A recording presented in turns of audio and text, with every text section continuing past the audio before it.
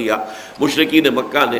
کسی نے کہا لو بھائی 10 کو تو میں سنبھال لوں گا، باقی 9 کا تم بندوبست کر لینا. کل 19 ہی ہے نا، وہاں نپٹ لیں گے ان 19 سے ہم. 10 کے لیے تو میں اکیلا پہلوان کافی ہوں، باقی 9 کا تم جو ہے بندوبست کر لو. اب یہ تماشا ہو رہا ہے. تو فرمایا کہ کذالک یضل اللہ من یشاء ویہدی من یشاء. اب اسی سے بہت سے لوگ گمراہ ہو رہے ہیں اور بہت سے کو اللہ تعالیٰ نے ہدایت دی کہ آمنا بہ، یعنی یقیناً جب اللہ نے فرمایا ہے 19 فرشتے ہوں گے تو 19 ہی ہوں گے. اب فرشتے کو ہم کیا سمجھ سکتے ہیں کہ اس کی کیا طاقت ہے، اس کی کیا صلاحیت ہے، اس کی کتنی قوت ہے، اس کا وجود کیسا ہے، اس کا جثہ ہم نہیں جانتے.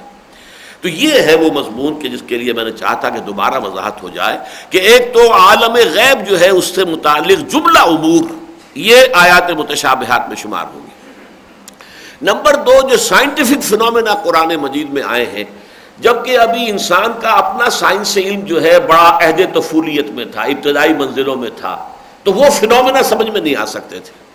جیسے مثلا آج بھی ہے 7 سماوات، ابھی تک ہمیں نہیں پتا کہ 7 سماوات سے مراد کیا ہے.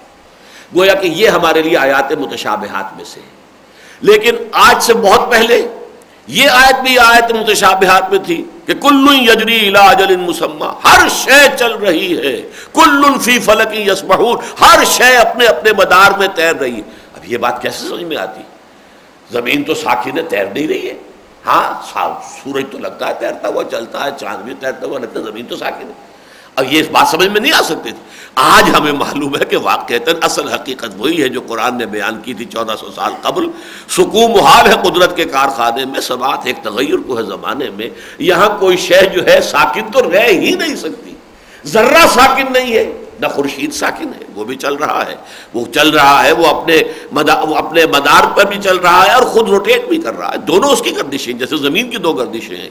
لیکن زمین کی جو دوری حرکت ہے اس کا مرکز سورج ہے، سورج کی جو دوری حرکت ہے اس کا کوئی بڑا جو ہے اور جو ہے ستارہ ہے جس کے گرد وہ اپنے پورے کنبے کو لے کر، جسے آپ کہتے ہیں کہ یہ جو زمین کا کنبہ ہے، جو جس کا سورج کا کنبہ ہے، تو اس کو لے کر وہ چل رہا ہے. اس حوالے سے جو ہے یہ آیت جو ہے اس وقت متشابہات میں تھی، آج یہ محکمات میں سے آ گئی ہے کہ آج ہم اس کے صحیح مفہوم کو سمجھنے کی صلاحیت اپنے اس علم سائنٹیفک کے ذریعے سے حاصل کر چکے ہیں کہ جو اللہ تعالیٰ نے ہمیں عطا فرما دیا ہے. یہ 2 چیزیں جو ہے اس کے ذہن میں رہنی چاہیے. فَأَمَّا الَّذِينَ فِي قُلُوبِهِمْ زَيْغٌ، اب یہاں وہ بات کہی گئی جو سورہ بقرہ میں کہا گیا تھا وہ فاسقین جو ہے اللہ صرف ان کو گمراہ کرتا ہے. یہاں زیغ کا لفظ ہے، کجی، ٹیڑھ، فتور نیت میں، تکبر. میں کوئی ایسی بات کہوں جو کسی نے نہ کہی ہو، معلوم ہو کہ میرا شورا ہو جائے، ڈنکا بج جائے، ایسی بات کہنے، یہ بھی ایک ہوتا ہے عجب. اور کوئی ایسی بات کہنا جو ہے جو کسی نے نہ کہی ہو تو اس سے یہ کہ آدمی فتنے پیدا کرتا ہے.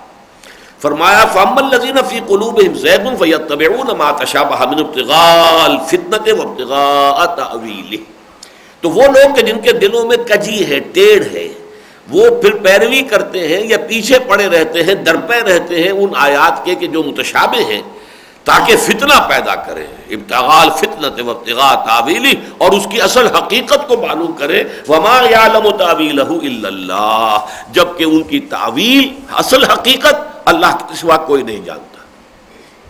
والراسخون فی العلم، اور وہ لوگ کہ جو علم میں پختہ ہیں، گہرے ہیں، رسوخ رکھنے والے ہیں.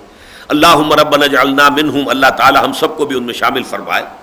والراسخون فی العلم یقولون، وہ یہ کہتے ہیں آمنا بہ، ہم ایمان رکھتے ہیں اس پر، کل من عند ربنا، یہ سب قرآن ہمارے رب کی طرف سے ہے، آیات محکمات بھی متشابہات بھی. جو سمجھ میں آ گیا، جتنا آ گیا اس کا شکر ہے، جو نہیں آیا اس پر بھی ہمارا ایمان ہے کہ یہ حق ہے. کل من عند ربنا وما یذکر الا اولو الالباب، لیکن یہ کہ یہ تذکر، یہ نصیحت نہیں اخذ کرتے مگر بڑے ہوش مند لوگ. یہاں وہ مراد ہے جو میں پہلے عرض کر چکا ہوں کہ معلوم شد کہ ہیچ معلوم نہ شد. انسان در حقیقت سب سے بڑا عاقل وہ ہے جو اپنی عقل کی حد کو پہچان لے کہ میری عقل اس سے آگے نہیں جا سکتی، اس سے آگے میں جاؤں گا تو فتنے میں مبتلا ہو جاؤں گا. اس کی پہچان سب سے بڑا علم ہے، سب سے بڑی سمجھ ہے. اسی طریقے سے کسی شخص سے کوئی فتویٰ پوچھا جائے، کوئی مسئلہ پوچھا جائے، اس کا یہ کہہ دینا بھائی میرے علم میں نہیں ہے، یہ سب سے بڑا علم ہے. خام خواہ جو ہے صرف اس وجہ سے کیا کہے گا یہ اتنا بڑا عالم بنا پھرتا ہے اور یہ فتویٰ اس کو میں نہیں دے سکتا، میرا علم نہیں ہے، اور وہاں پہ کوئی الٹی سیدھی بات کہے گا، یہ فتنہ ہوگا. بلکہ مان لینا اپنی کم علمی کا اعتراف جو ہے وہ سب سے بڑی علم کی بات کی گویا کی علامت ہے. وہ ما یذکر الا اولو الالباب، لیکن یہ نصیحت حاصل نہیں کرتے مگر وہی کہ جو بہت عقل مند لوگ ہیں۔ میں پچھلی مرتبہ وضاحت کر چکا ہوں، لب کہتے ہیں کسی شے کا، لب لباب۔ آپ کہتے ہیں بھئی ساری بحث کا لب لباب یہ ہے، اس کا جو اصل جو ہے سمجھیے کہ خلاصہ یہ ہے، حاصل یہ ہے۔ اسی طریقے سے انسان چونکہ حیوان عاقل ہے، اس کا لب جو ہے اس کی عقل ہے، لیکن یہ عقل، اصل عقل وہ ہے جو اپنی حدود کو پہچان لے کہ یہاں تک میری حد ہے، اس سے آگے نہیں۔ اصل جو ہے عقلیت اس کا نام ہوگا۔ تو وما یذکر الا اولو الالباب، جو واقعتاً عقل والے ہیں، ہوش مند ہیں، جو اپنی عقل کی لیمیٹیشن سے واقف ہیں، وہی اس حقیقت سے جو ہے آگاہ ہو سکتے ہیں۔ اب ان کی دعا نقل ہوئی ہے، اور آج ایک اور دعا بھی آئے گی یہ سورہ مبارکہ کے آغاز میں، اور پھر اختتام پر جا کر تو آخری رکوع میں 3.5 آیات پر مشتمل دعا جو ہے قرآن حکیم کی جامع ترین دعاؤں میں سے آئے گی۔ ربنا لا تزغ قلوبنا بعد اذ ہدیتنا، اے رب ہمارے دیکھ ہمارے دلوں کو کج نہ ہونے دیجو اس کے بعد کہ تو نے ہمیں ہدایت دے دی ہے۔ یہ اصل میں اہل ایمان کا سب سے بڑا سہارا ہے، نہ تو یہ سمجھے کہ میں اپنی عقل اور اپنے فہم اور اپنی سمجھ کی وجہ سے مجھے ہدایت حاصل ہوئی، معاذ اللہ ثم معاذ اللہ ثم معاذ اللہ، وما كنا لنهتدي لولا ان هدانا الله، الحمد للہ الذی ہدانا لہذا وما كنا لنهتدي لولا ان هدانا الله۔ کوئی بھی ہدایت ملے، کوئی علم کا نقطہ معلوم ہو جائے، کوئی اللہ تعالیٰ آپ کو کوئی حقیقت سمجھا دے، کوئی حکمت کی بات بتا دے تو اللہ کا شکر، اس کو اپنی ذہانت، اپنی فطانت، اپنا علم، اپنی سوچ، اپنا تدبر یہ نہیں۔ الحمدللہ الذی ہدانا لہذا، کل حمد، کل ثنا، کل تعریف اس اللہ کے لیے جس نے ہمیں یہ ہدایت عطا فرمائی۔ وما كنا لنهتدي لولا ان هدانا الله، اور ہم ہرگز ہدایت یافتہ نہ ہو سکتے اگر اللہ ہی ہمیں ہدایت نہ دیتا۔ اب اس کے بعد یہ بھی اللہ ہی پر چھوڑ دیا، پروردگار میں اس کا مدعی نہیں ہوں کہ میں ہدایت پر قائم رہ سکوں گا، نہیں نہیں نہیں، میرا نفس ہے، وما ابرئ نفسی ان النفس لامارۃ بالسوء، میرے ساتھ نفس لگا ہوا ہے، وہ تو ہر وقت برائی کا حکم دیتا ہے۔ میرے ساتھ ایک شیطان بھی اللہ تو نے لگا رکھا ہے جو مجھے الٹی سیدھی پٹیاں پڑھاتا رہتا ہے۔ تو مجھے جب تک کہ تیری مدد حاصل نہیں ہوگی، تو اگر مجھے ہدایت پر قائم نہیں رکھے گا تو میں قائم نہیں رہ سکوں گا۔ تو اس میں تفویض الامر الی اللہ ہے، بجائے اس نے اپنے فہم کے، اپنے ارادے کے، اپنی کوشش کے، اپنے کسب کے، اللہ کی توفیق کو سامنے رکھے۔ ربنا لا تزغ قلوبنا بعد اذ ہدیتنا وہب لنا من لدنک رحمۃ انک انت الوہاب، اور ہمیں تو ہبہ فرما دے، عطا فرما دے خاص اپنے خزانہ فضل سے، من لدن کا، لدن کہتے ہیں بہت قریب، اپنے پاس سے، خاص تیرا جو خزانہ فضل ہے، خزانہ کرم ہے، خزانہ رحمت ہے، من لدن کا رحمہ، اس میں سے رحمت ہمیں بھی عطا فرما۔ انک انت الوہاب، یقیناً تو تو سب کچھ دینے والا ہے، عطا فرمانے والا ہے، اور ہے کون دینے والا؟ تو ہی تو ہے، داتا تو ہے، دینے والا تو ہے۔ ربنا انک جامع الناس لیوم لا ریب فیہ، اے رب ہمارے ہمیں پورا یقین ہے تو لازماً جمع کر کے رہے گا لوگوں کو اس دن جس دن کے بارے میں کسی شک و شبہ کی گنجائش نہیں۔ ہمارا ایمان ہے یوم آخر پر، ہم جانتے ہیں یوم الدین آ کر رہے گا، مالک یوم الدین تو ہی ہے، لمن الملک اليوم للہ الواحد القہار۔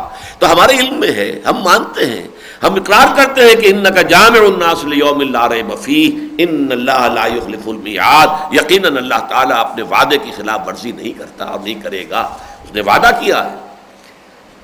کتب علی نفسہ الرحمہ لیجمعنکم الی یوم القیامہ، اللہ نے اپنے اوپر رحمت کو لازم کر لیا ہے، اور اس رحمت کا ایک تقاضا یہ ہے کہ تمہیں جمع کرے قیامت کے دن، اس لیے کہ میرے وہ بندے جو دنیا میں فاقے برداشت کرتے رہے صرف حرام سے بچنے کے لیے، میں انہیں خلاقوں سے نہ نوازوں۔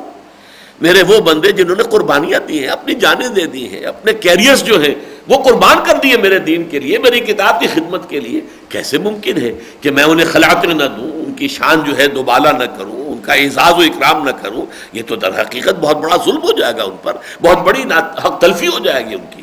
کتب علی نفسہ الرحمہ، اللہ نے اپنے اوپر واجب کر لی ہے رحمت، لہذا لا یجمعنکم الی یوم القیامۃ، وہ قیامت کے دن تمہیں لازماً جمع کرے گا۔ ان الذین کفروا لن تغنی عنہم اموالہم ولا اولادہم من اللہ شیئا، یقیناً جن لوگوں نے کفر کی روش اختیار کی۔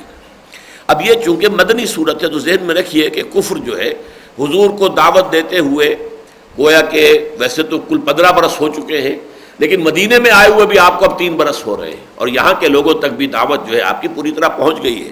کوئی لاہور یا کراچی جتنا بڑا شہر تو نہیں تھا، مدینہ چھوٹی سی بستی تھی، لیکن اب جو لوگ اڑ گئے ہیں